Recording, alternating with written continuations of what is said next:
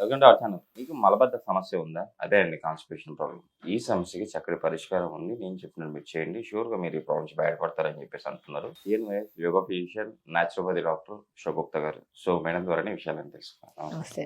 Madam constipation problem మలబద్ధక సమస్య. ఈ సమస్య ఎక్కువైతే ఒబెసిటీ గానీ, కిడ్నీ ఫెయిల్యూర్స్ గానీ, డయాబెటిస్ గానీ ఇలాంటి చాలా రకాల ప్రాబ్లమ్స్ వస్తాయి అని చెప్పేసి బయట మనం వింటా ఉన్నాం. సో, ఈ ప్రాబ్లమ్ అన్నీ రాకుండా ఉండాలంటే ఫస్ట్ మనకున్న ఈ కాన్‌స్టిపేషన్ ప్రాబ్లమ్ తగ్గించుకుంటే సరిపోతుంది అని చెప్పేసి కూడా అంటున్నారు. సో, ఎలా ఈ ప్రాబ్లమ్ నుంచి మనం బయటపడాలి? ఈ ప్రాబ్లమ్ వల్ల ఆ ప్రాబ్లమ్స్ ఎందుకొస్తాయి? బేసికల్లీ ఏంటంటే మనం ఎవ్రీడే మార్నింగ్ మల విసర్జన చేయలేదనుకోండి, ఆ మలం అంతా పాయిజనస్‌గా మారిపోతది పేగుల్లో. అది కాస్త టాక్సినేటెడ్ బ్లడ్ కింద కన్వర్ట్ అయిపోయి, ఆ బ్లడ్డే నరనరాలకి ప్రవహించాలి. మన హార్ట్‌కి గాని, లంగ్స్‌కి గాని, ప్యాంక్రియాస్ గాని, ఈవెన్ దో మన లార్జెస్ట్ బాడీలో స్కిన్‌కి కూడా అదే బ్లడ్ ప్రవహించాలి. ఎప్పుడైతే ఈ మల విసర్జన చెయ్యని వాళ్ళలో ఈ బ్లడ్ ఎప్పుడైతే టాక్సినేటెడ్‌గా మారుతదో, స్కిన్, హెయిర్, బాడీలో ఎవ్రి అవయవాలు పాడవుతాయి. అది కూడా క్రమేపీ ఈ ప్రాబ్లమ్ అధికంగా ఎక్కువైపోయే కొద్దీ వారంలో ఒకసారి మోషన్‌కెళ్ళే వాళ్ళున్నారు. నిజమండి. ఆశ్చర్య విషయం ఏంటంటే రీసెంట్‌గా ఒక అమ్మాయిని తీసుకొచ్చారు 10థ్ క్లాస్ అమ్మాయిని. మా అమ్మాయి వారము లేదంటే 7, 8 రోజులైంది మేడం మోషన్‌కెళ్ళి. వినేవాళ్ళకి కూడా ఆశ్చర్యంగా ఉంటది. ప్రాక్టికల్‌గా ఎన్నో పిల్లల్ని తీసుకొస్తున్నారు కాబట్టి చెప్తున్నాను. Okay ma'am. సో, పిల్లల్ని స్పెషల్లీ చెప్తున్నాను ఈ కేసు. పిల్లల్లో చాలామంది స్కూల్‌కి లేట్‌గా లెగడం, లేట్‌గా పడుకోవడం, ఫిజికల్ యాక్టివిటీ జీరో ఉంది వీళ్ళకి. ఫుడ్ కూడా ఫైబర్ ఫుడ్ లేకపోవడం వల్ల చాలా మందిలో కాన్‌స్టిపేషన్ ప్రాబ్లమ్ వల్ల ఫేస్ మీద పింపుల్స్ రావడం, హెయిర్ డ్యామేజ్ అవ్వడం, పేలు కుట్టుడు సమస్యలు గానీ, డాండ్రఫ్ సమస్యలు కూడా 100% వాళ్ళేమనుకుంటున్నారంటే షాంపూ మారిస్తే తగ్గిపోతదిలే, ఆయిల్స్ మారిస్తే సెట్ అయిపోతదిలే, ఏదైనా సోప్ మారిస్తే ఫేస్ మీద పింపుల్స్ పోతాయాలన్న ఇదిలో ఉన్నారు. ఖచ్చితంగా మీరు ఎన్ని సోప్స్ వాడినా, ఎన్ని ఆయిల్స్ యూజ్ చేసినా కూడా టెంపరరీయే. మీరు చెక్ చేయాల్సిందేంటంటే ఖచ్చితంగా మోషన్ పాస్ చేస్తున్నామా లేదా ప్రతిరోజు. అండ్ స్పెషల్లీ చెప్తున్నాను ఇది పిల్లల్లో గానీ, పెద్దవాళ్ళలో గానీ ఈ ఫేస్ మీద డాట్స్ కానీ, పింపుల్స్ కానీ, ఫేస్‌లో మన బాడీలో స్వెట్ ఒస్తది గదా!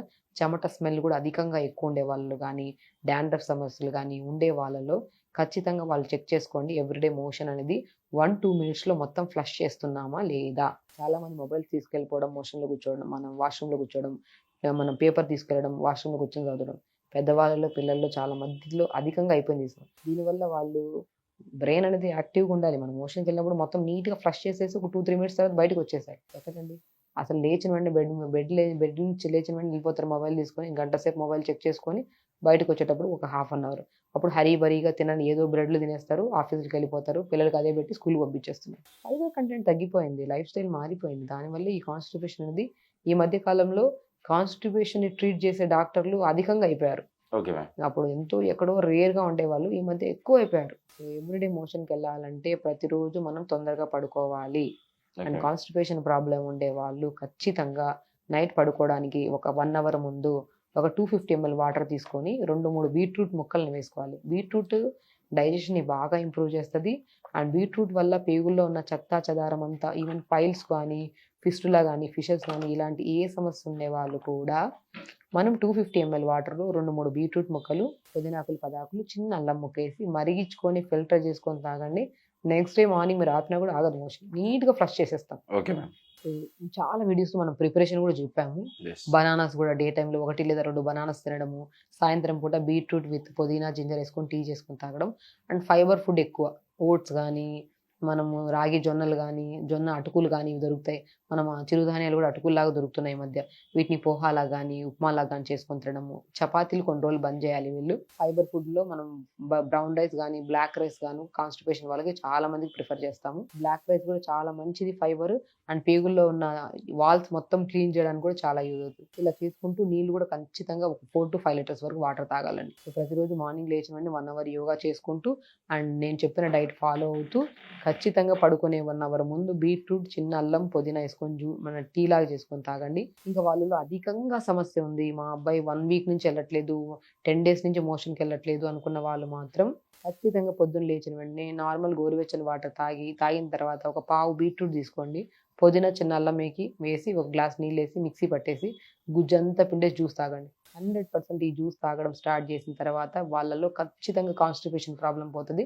ఈవినింగ్ టైమ్స్‌లో బీట్రూట్‌ని, జింజర్‌ని, పుదీనాని సేమ్ టీ లాగా ఏసి మరిగించుకొని తాగండి. ఓకే. ఎవ్రీడే మోషన్ పాస్ చేస్తారు. ఫేస్‌లో పింపుల్స్ పోతాయి. హెయిర్ ప్రాబ్లమ్స్ పోతాయి. అండ్ ఎలాంటి అలర్జీ ఉన్నా కూడా ఈ ప్రాబ్లమ్ మనకు పోతదనమాట. మేడం దీంతో పాటు ఇప్పుడు ఈ కాన్‌స్టిపేషన్ ప్రాబ్లమ్ మీరు చెప్పినతో పాటిస్తే షూర్‌గా తగ్గిపోతుంది. దీంతో పాటు ఇన్ కేస్ కాన్‌స్టిపేషన్ ప్రాబ్లమ్ ఎక్కువయ్యి పైల్స్, ఫిస్ట్ లాగా అయ్యాయి. సో అది కూడా తగ్గేదానికి అవకాశం ఉందా? డెఫినిట్‌గా అండి. పైల్స్ చెప్పాను కదా! పైల్స్ గాని, ఫిస్టులా గాని ఏ సమస్యలు ఐబీఎస్ ప్రాబ్లమ్ ఉన్నా కూడా, ఏ రకమైన సమస్యలున్నా కూడా పేగుల్లో ఉన్న గట్‌ని హెల్తీగా ఉంచడానికి, పేగుల్లో ఉన్న ఫ్లష్‌ని క్లీన్ చేయడానికి బీట్రూట్ అనేది భేషుగ్గా పనిచేస్తది. ఓకే. దాంతో పాటు బనానాస్ తీసుకోవడం డేలో మార్నింగ్ ఒక బనానా, చిన్న బనానా చక్కెరకేళి దొరుకుతాయి కదా! మార్నింగ్ ఒక బనానా, సాయంత్రం ఒక బనానా తీసుకోవడం, ఫైబర్ రిచ్ ఫుడ్ తీసుకోవడం, తొందరగా పడుకోవడం. స్పెషల్లీ స్లీప్ షార్ట్ చాలా ఇంపార్టెంట్. మీరు ఎంత ఫైబర్ తీసుకోండి, మీరు లేట్‌గా పడుకుంటున్నాను, లేట్‌గా లెగుస్తున్నాను అంటే మాత్రం కాన్‌స్టిపేషన్ ఇష్యూస్ ఎక్కువైపోతున్నాయి. తొందరగా పడుకోండి. ఈ సమస్య అనేది మనం ఏదో చిన్నగా ఇగ్నోర్ చేస్తున్నాం గానీ, ఫ్యూచర్‌లో దీనివల్ల ఎన్నో విపరీతమైన సమస్యలతో పాటు అధిక బరువు, బీపీలు, షుగర్‌లు గూడా రావడానికి మూల కారణం కాన్‌స్టిపేషనే.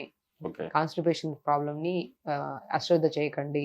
ఉంటే మాత్రం నేను చెప్పినట్టు డైట్ చేసి 1 అవర్ యోగా చేసుకుంటూ వాటర్ సరిగ్గా తాగితే మీకు ఈ దరిదాపుల్లో కూడా ఈ సమస్య రాదు మీకు. Okay madam. నిజంగా మేడం. ఈరోజు మన ప్రేక్షకుల గురించి చాలా చక్కగా అంటే కాన్‌స్టిపేషన్ ప్రాబ్లమ్ తగ్గించుకోవడానికి ఏం చేయాలి? ఎలాంటి ఫుడ్ తీసుకోవాలి? ఎలా ఉండాలి మన లైఫ్ స్టైల్ అని చెప్పి చాలా చక్కగా వివరించారు. Thank you madam. నమస్తే అండి.